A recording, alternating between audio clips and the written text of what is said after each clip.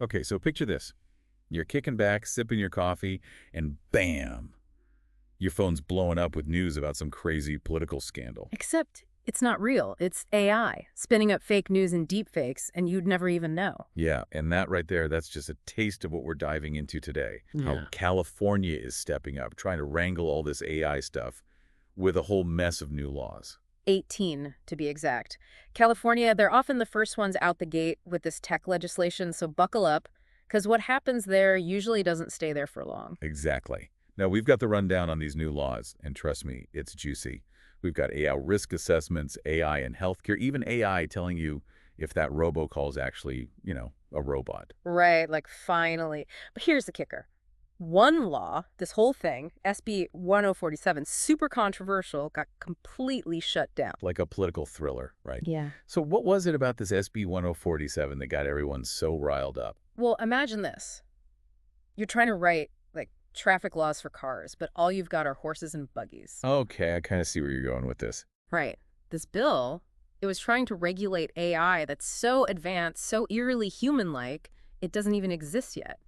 Some folks, they were worried it'd be like clamping down on innovation before it even had a chance to breathe. Yeah, talk about getting ahead of yourself. But hey, it's California, always pushing those boundaries.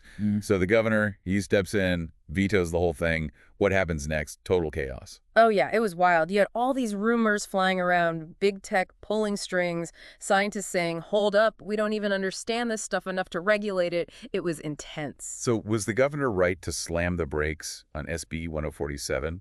Were those fears of stifling innovation legit, or was it something else entirely? It's a tough one, right? Like, how do you regulate something you can barely even define? Critics of the bill, they argued, we got to let AI evolve, see what it can do before we start throwing up roadblocks. Makes sense to me. So SB 2047, gone but not forgotten.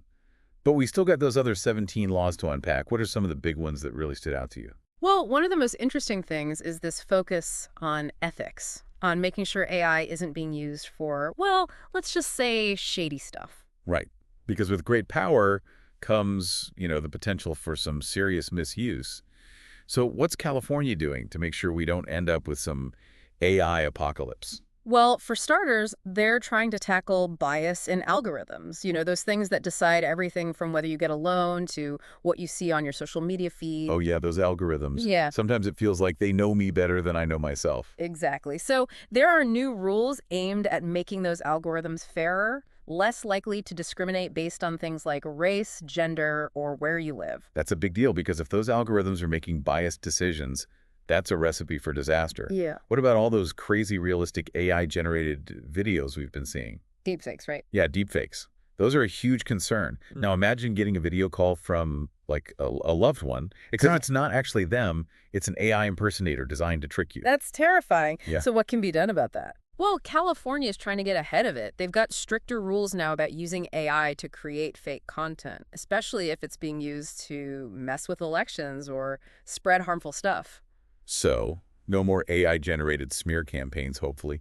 It seems like California is really trying to find that sweet spot between letting AI flourish and making sure it doesn't turn into some dystopian nightmare. Right. And that's the million-dollar question, isn't it? These California laws, there's just the tip of the iceberg. As AI gets more powerful, we all got to start asking ourselves, what role do we want this technology to play in our lives? It's a question we all need to be asking ourselves because, like it or not, the future is now. California might be leading the charge, but this is a conversation that needs to be happening everywhere. What are your thoughts? Let us know. Until next time, stay curious.